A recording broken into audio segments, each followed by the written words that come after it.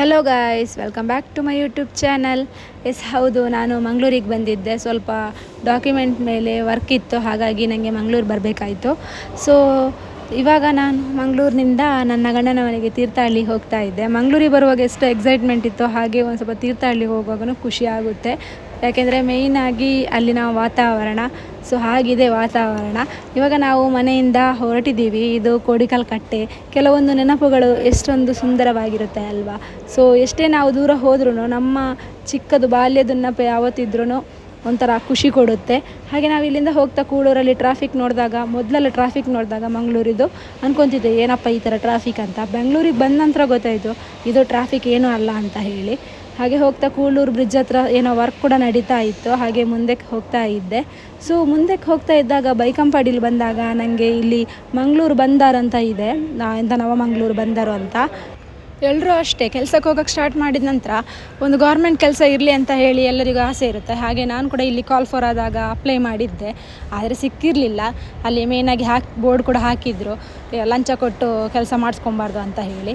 ಹಾಗೆ ಮುಂದಕ್ಕೆ ಹೋಗ್ತಾ ಇದ್ದಾಗೆ ಇಲ್ಲಿ ಸುರತ್ಕಲ್ಗಿಂತ ಮೊದಲೇ ಇಲ್ಲೊಂದು ದೈವಸ್ಥಾನ ಸಿಗುತ್ತೆ. ಅಲ್ಲಿ ಹೋಗಿದಾಗ ಯಾವಾಗಲೂ ನಾವು ಕೈ ಮುಕ್ಕೊಂಡು ಹೋಗ್ತೀವಿ. ಇಲ್ಲಿ ಜಾತ್ರೆ ನಾರ್ಮಲಿ ಕಚ್ಚೂರಿದು ಜಾತ್ರೆ ಟೈಮಲ್ಲೇ ಆಗುತ್ತೆ. ಹಾಗೆ ಮುಂದೆ ಹೋಗ್ತಾ ಇದ್ದೆ, ಕೆಲವೊಂದೆಲ್ಲ ನೋಡಿಕೊಂಡು ಮೆಮೊರೀಸ್ ಎಲ್ಲ ಒಂದು ಸತಿ ನೆನಪು ಮಾಡಿಕೊಂಡು ಮುಂದೆ ಹಾಗೆ ಹೋಗ್ತಾ ಇದ್ದೆ. ಬಪ್ಪನಾಡು ದೇವಸ್ಥಾನ ಸಿಕ್ತು. ಅಲ್ಲಿ ನಾವು ಸ್ವಲ್ಪ ಗಾಡಿನ ಅಡ್ಡ ನಿಲ್ಲಿಸಿ ಆಮೇಲೆ ಕಾಣಿಕೆ ಹಾಕಿ ಪ್ರಸಾದನೆಲ್ಲ ತೊಗೊಂಡ್ವಿ. ಇಲ್ಲಿಂದ ನಾರ್ಮಲಾಗಿ ಯಾರೇ ಹೋಗುವವರಿದ್ರೂ ಇಲ್ಲೊಂದು ಸತಿ ನಿಲ್ಲಿಸಿ ಕೈ ಮುಗಿದು ಪ್ರಸಾದನ ತೊಗೊಂಡು ಹೋಗ್ತಾರೆ. ಹಾಗೆ ನಾವು ಕೂಡ ಇಲ್ಲಿಂದ ಪ್ರಸಾದ ತೊಗೊಂಡು ನಮ್ಮ ಜರ್ನಿನ ಮುಂದಕ್ಕೆ ಸ್ಟಾರ್ಟ್ ಮಾಡಿದ್ವಿ. ಸೊ ಇಲ್ಲಿ ಏನೋ ಕೆಲಸ ನಡೀತಾ ಇದೆ. ಬಪ್ಪನಾಡು ಜಾತ್ರೆ ತುಂಬ ಫೇಮಸ್. ಇಲ್ಲಿ ಯಾವಾಗಲೂ ನಿಮಗೆ ಡೈಲಿ 365 ಡೇಸ್ ಕೂಡ ಊಟ ಇರುತ್ತೆ. ಮಧ್ಯಾಹ್ನದ 12 ಗಂಟೆಗೆ ಮಹಾಪೂಜೆ ಆಗಿ ಇಲ್ಲಿ ಊಟ ಇರುತ್ತೆ. ನನ್ನ ತಂದೆ ಈ ಕಡೆಯಿಂದ ಯಾವಾಗಲೂ ಜರ್ನಿ ಮಾಡಿದರೆ ಇಲ್ಲಿಗೆ ಒಂದು ದೇವಸ್ಥಾನಕ್ಕೆ ಭೇಟಿ ನೀಡಿ ಒಂದು ಹಣ್ಣುಕಾಯಿ ಮಾಡಿಸಿ ಹೂವಿನ ಪೂಜೆ ಮಾಡಿಸಿ ಇಲ್ಲಿಂದ ಊಟ ಮಾಡಿಯೇ ಹೋಗೋದು. ನನ್ನ ಬರ್ಸ ಬುರಿಬೇಕ ಮೀನೇ ತಿಕ್ಕಿದೆ.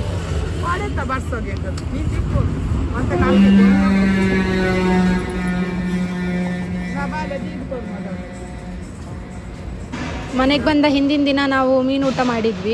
ಸೊ ಮೀನೂಟ ಸೂಪರ್ ಆಗಿತ್ತು, ಮೀನು ಕೂಡ ಅಷ್ಟೇ ಫ್ರೆಶ್ ಆಗಿತ್ತು. ಹಾಗೆ ನಾವು ಕೂಡ ಊರಿಗೆ ಹೋಗ್ತಾ ಮೀನು ತೊಗೊಂಡು ಹೋಗೋಣ ಅಂತ ಹೇಳಿ ಅಲ್ಲಲ್ಲಿ ಮೀನು ಮಾರ್ತಾ ಇದ್ದರು. ಹಾಗೆ ಮುಲ್ಕಿ ಟೋಲ್ ಪಾಸ್ ಆದ ನಂತರ ಮೀನು ತೊಗೊಂಡ್ವಿ, ಫ್ರೆಶ್ ಇತ್ತು. ನಂಗು ಬಂಗುಡೆ ಎಲ್ಲ ತೊಗೊಂಡ್ವಿ. ಜುಲೈ 5th ನನ್ನ ಫ್ರೆಂಡ್ ಇದೊಂದು ಕೌಸ್ತುಭ ಅಂತ ಜ್ಯೂಸ್ ಸೆಂಟರ್ ಓಪನ್ ಆಗ್ತಾ ಇತ್ತು, ಅದು ಬೆಲ್ಮನ್ ಜಂಕ್ಷನಲ್ಲಿ. ಹಾಗೆ ಹೋಗ್ತಾ ಒಂದು ಸತಿ ನೋಡ್ಕೊಂಡು ಹೋಗೋಣ ಅಂತ ಹೇಳಿ ಹೋದ್ವಿ. ಆದರೆ ಅವರು ಇರಲಿಲ್ಲ, ಬ್ಯುಸಿ ಇದ್ದರು, ಐಟಮ್ ಎಲ್ಲ ಪರ್ಚೇಸ್ ಮಾಡೋಕ್ಕೆ ಹೋಗಿದ್ರಂತೆ. ಅವರೆಲ್ಲ ದ್ವಾರದಲ್ಲಿ ಅಂತ ಹೇಳಿದ್ರು. ದ್ವಾರ ಎಲ್ಲಿತ್ತು? ಮುಂದೆ ಹೋಗಿ ಆಯ್ತಾ? ಇನ್ನು ಬಂದಿಲ್ವ ದ್ವಾರ? ಗುದ್ದು ಬಿಡ್ತೀನಿ ಬೆಲ್ಮನ್ ದ್ವಾರ.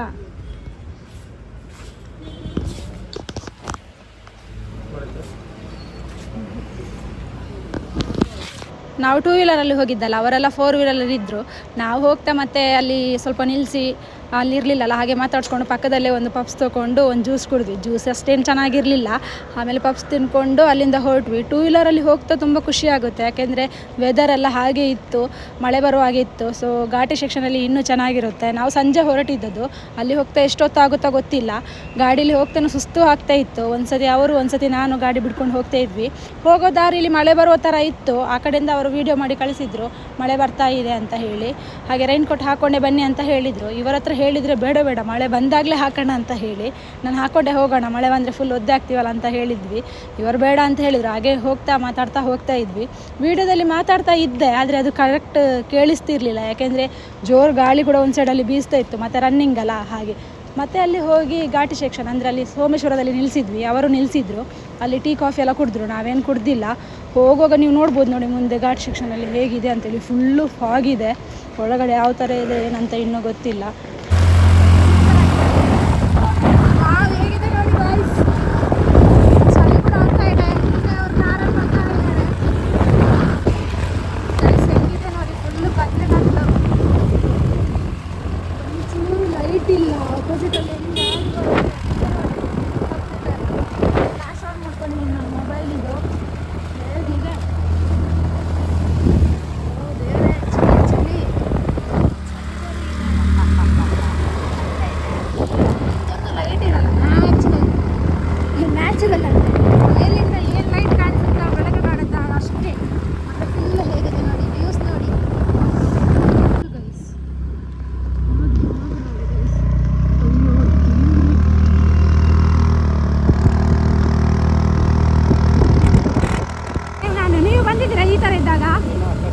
ನೀವು ಫಸ್ಟ್ ಟೈಮಾ? ನೋಡಿ ನಾವಿಬ್ಬರು ಫಸ್ಟ್ ಟೈಮ್ ಈ ಥರ ಮಳೆ ಬರ್ತಿದ್ದಾಗ ಟೂ ವೀಲರಲ್ಲಿ ಲಾಂಗ್ ರೈಡ್, ಅದು ಮಳೆ ಪ್ಲಸ್ ಚಳಿ, ರೈನ್ ಕೋಟೆಲ್ಲ ಹಾಕ್ಕೊಂಡು ಫುಲ್ಲು ಒಂಥರ ಖುಷಿ ಆಗ್ತಿದೆ. ಗೈಸ್, ಘಾಟಿ ಸೆಕ್ಷನಲ್ಲಿ ಗಾಡಿ ಓಡಿಸೋದು ಅಷ್ಟೇನು ಈಸಿ ಇಲ್ಲ. ಮುಂದುಗಡೆಯಿಂದ ಗಾಡಿ ಬಂದರೆ ಒಂದು ಸೈಡ್ ಅವ್ರು ನಿಲ್ಲೇಬೇಕಾಗುತ್ತೆ. ಮತ್ತೇನಂತಂದರೆ ಇವಾಗ ಫಾಗ್ ಬೇರೆ ಜಾಸ್ತಿ ಆಗಿದೆ, ಫಾಗ್ ಇದೆ ಫುಲ್ಲು. ಹಾಗಾಗಿ ಓವರ್ಟೇಕ್ ಮಾಡ್ಕೊಂಡು ಹೋಗೋಕ್ಕೂ ಆಗಲ್ಲ, ನಿಧಾನ ಹೋಗಬೇಕು. ಪಾರ್ಕಿಂಗ್ ಲೈಟ್ ಹಾಕ್ಕೊಂಡು ಹೋಗ್ತಾಯಿದ್ರು. ನಾವು ಟೂ ವೀಲರ್ ಅಲ್ಲ, ಹಾಗಾಗಿ ಸ್ವಲ್ಪ ನಮಗೇನು ಅನಿಸಿಲ್ಲ ಅಷ್ಟೊಂದು. ಮತ್ತು ಇಲ್ಲಿ ಘಾಟಿನೂ ಅಷ್ಟೇ, ಘಾಟ್ ತುಂಬ ಅಂದರೆ ಟರ್ನಿಂಗ್ ಇರೋದು ಜಾಸ್ತಿ. ಮತ್ತು ಈ ಫಾಗಲ್ಲಂತೂ ಏನು ಕಾಣಿಸೋದೇ ಇಲ್ಲ. ಒಬ್ಬರಿಗೆ ನಾವೆಂತ ಬೀಮ್ ಲೈಟ್ ಹಾಕಿದರೆ ಅವರು ಮುಂದಿನವರಿಗೆ ಏನು ಕಾಣಿಸೋದಿಲ್ಲ ಗಾಡಿ ಓಡ್ಸೋಕ್ಕೇ. ಹಾಗೆ ಪಾರ್ಕಿಂಗ್ ಲೈಟ್ ಹಾಕಿ ಎಲ್ಲರೂ ನಿಧಾನ ಓಡಿಸ್ತಾ ಇದ್ದರು. ಮತ್ತು ಬ್ಲಾಕ್ ಕೂಡ ಆಗಿತ್ತು, ನೋಡ್ಬೋದು ನೀವು ಎಷ್ಟು ಗಾಡೀಸ್ ಇದೆ ಅಂತೇಳಿ. ನಾವು ಹೋಗಿದ್ದು ವೀಕೆಂಡಲ್ಲಿ ಬೇರೆ. ವೀಕೆಂಡಲ್ಲಿ ತುಂಬ ಮಂದಿ ಟ್ರಿಪ್ ಮಾಡಿಕೊಂಡು ಪ್ಲ್ಯಾನ್ ಮಾಡ್ಕೊಂಡು ಬರ್ತಾರೆ ಈ ಥರ ಘಾಟ್ ಸೆಕ್ಷನಿಗೆಲ್ಲ, ವ್ಯೂಸ್ ಎಲ್ಲ ಚೆನ್ನಾಗಿರುತ್ತೆ ಅಂತ ಹೇಳಿ. ಸೊ ಹಾಗೆ ನಾವು ಮುಂದೆ ಹೋಗ್ತಾ ಇದ್ವಿ. ಇನ್ನೆಷ್ಟೊತ್ತಾಗುತ್ತೋ ಗೊತ್ತಿಲ್ಲ. ಆ್ಯಕ್ಚುಲಿ ನಾವು 3-4 ಅವರಲ್ಲಿ ರೀಚ್ ಆಗಬೇಕಿತ್ತು. ಇದು ಜಾಸ್ತಿ ಟೈಮ್ ಆಯಿತು, ಯಾಕೆಂದರೆ ನಾವು ಬರ್ತಾನೂ ಸ್ಲೋ ಆದ್ವಿ. ಅಲ್ಲೆಲ್ಲ 2 ಕಡೆ ನಿಲ್ಲಿಸಿದ್ವಿ. ಮತ್ತು ಘಾಟಲ್ಲಿ ಅಷ್ಟು ಬೇಗ ಸ್ಪೀಡ್ ಹೋಗೋಕ್ಕೂ ಆಗ್ತಾ ಇರಲಿಲ್ಲ. ನಾರ್ಮಲಿ ಹಾಫ್ ಆನ್ ಅವರ್ ಆದರೆ ಇಲ್ಲಿ 1 ಅವರೇ ತಗೊಳುತ್ತೆ.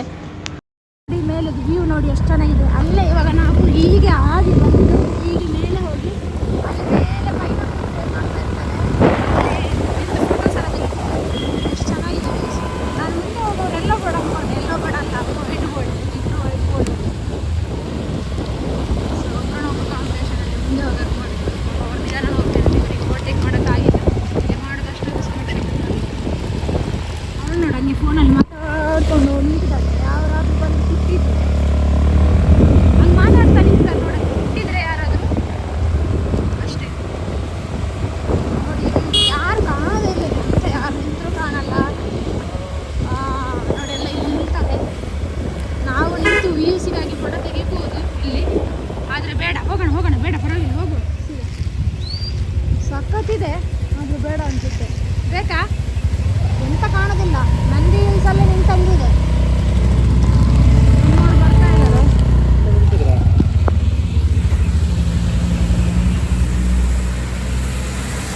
ಗೊತ್ತಿಲ್ಲ, ಅವರು ನಿಲ್ಸಿದ್ರು. ನೋಡೋಣ,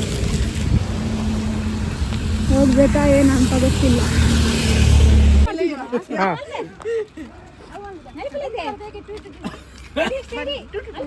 ಬೇಗ ಬೇಗ ಬೇಗ ಫಾಸ್ಟ್ ಕಾಲ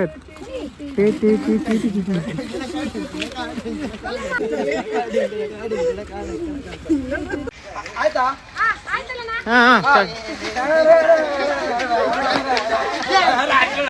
ರೀಲ್ಸಲ್ಲೆಲ್ಲ ಘಾಟ್ ಸೆಕ್ಷನ್ದು ವೀಡಿಯೋಸ್ ಎಲ್ಲ ನೋಡಿದಾಗ ಅನ್ಕೊತೀವಿ ನಾವು ಹೋದಾಗ ಈ ಥರ ರೀಲ್ಸ್ ಮಾಡಬೇಕಂತ, ಲೈಕ್ ಮಾಡಿ ಶೇವ್ ಮಾಡಿ ಎಲ್ಲ ಇಡ್ತೀವಿ.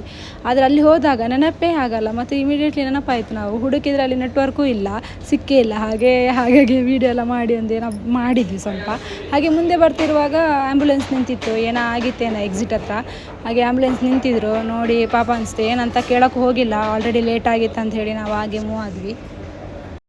ನೋಡಿ ಹೇಗಿದೆ ಅಂತ ಕಾಣಿಸ್ತಾನಿಲ್ಲ, ಲೆಫ್ಟಾ ರೈಟಾ ಒಂದು ಗೊತ್ತಾಗಲ್ಲ.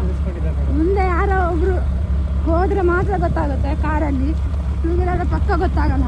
ಅಲ್ಲಿ ಎಕ್ಸಿಟ್ ಆಗ್ತಾ ಮೇಲೆ ಏರಾಗ ಏನೋ ಆಗಿತ್ತೇನೋ ಡೌಟು. ಆ್ಯಂಬುಲೆನ್ಸ್ ಬಂದಿತ್ತು ನೋಡಿ, ಕಾರ್ನವರು ಪಕ್ಕ ನಿಲ್ಲಿಸಿದ್ದಾರೆ. ನೋಡಂತೆ ನಾವೇ ಹೋದ್ರೆ ನಮ್ಗೆ ಎಲ್ಲಿ ಅಂತಲೇ ಗೊತ್ತಾಗ್ತಿಲ್ಲ, ಲೆಫ್ಟಾ ರೈಟಾ ಅಂತ. ಗಾಡಿ ಲೈಟ್ ಇದೆ, ಹೆಡ್ ಲೈಟ್ ಇದೆ, ಟಾರ್ಚ್ ಹಾಕಿದ್ರು, ಏನೂ ಕಾಣಿಸ್ತಿಲ್ಲ. ನಿಧಾನ ಓಡಿಸೈತಾ ನೋಡಿ. ನಾವು 26ರಲ್ಲಿದ್ದೀವಿ, ಇದಕ್ಕಿಂತ ಜಾಸ್ತಿ ಸ್ಪೀಡ್ ಆಗೋದೂ ಇಲ್ಲ ಹೋಗೋಕ್ಕೆ. ನೋಡಿ ಯಾರೋ ಒಬ್ಬರು ಕಾರ್ನವರು ಹೋಗ್ತಾ ಇದ್ದಾರೆ, ಪಾರ್ಕಿಂಗ್ ಲೈಟ್ ಹಾಕೊಂಡು ಹೋಗ್ತಾ ಇದ್ದಾರೆ. ಏನಾದರೂ ಮುಂದೆ ಹೋದರೆ ನಮಗೆ ಕಾಣಿಸುತ್ತೆ, ಇಲ್ಲಾಂದರೆ ಏನು ಕಾಣಿಸಲ್ಲ. ಗೈಸ್ ಬರ್ತಾ ಗಾಡೀಲಿ ಮೊಳ ಪಾಸ್ ಆಯಿತು. ಪಾಪ ಆಪೋಸಿಟ್ ಬರೋರು ಗಾಡಿಯವರು ಅದನ್ನು ಅಡಿಗೆ ಹಾಕಿದ್ರು, ಅದಕ್ಕೆ ಏಟಾಗಿದೆ. ಪಾಪ ಅಲ್ಲಿ ತಾಗಿದೆ ನೋಡಿ, ಅವರು ಹಿಡಿತಾ ಇದ್ದಾರೆ ಅದಕ್ಕೆ ಅದನ್ನು. ಪಾಪರಿ ಅವನು ಅದು ಅಡಿಗೆ ಹೋಯ್ತು, ಮತ್ತು ಪಾಸ್ ಆಗಿ ಬಂದಿರೋದು.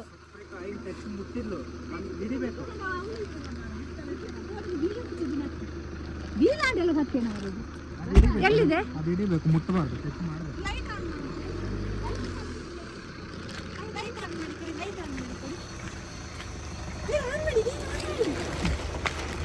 ಆಗೊಂಬೆ ಘಾಟಿಯಿಂದ ಹಾಗೆ ಮುಂದೆ ಬರ್ತಾ ಇದ್ವಿ. ರೋಡಲ್ಲಿ ಒಂದು ಮೊಲ ಸಡನ್ನಾಗಿ ಪಾಸ್ ಆಯಿತು.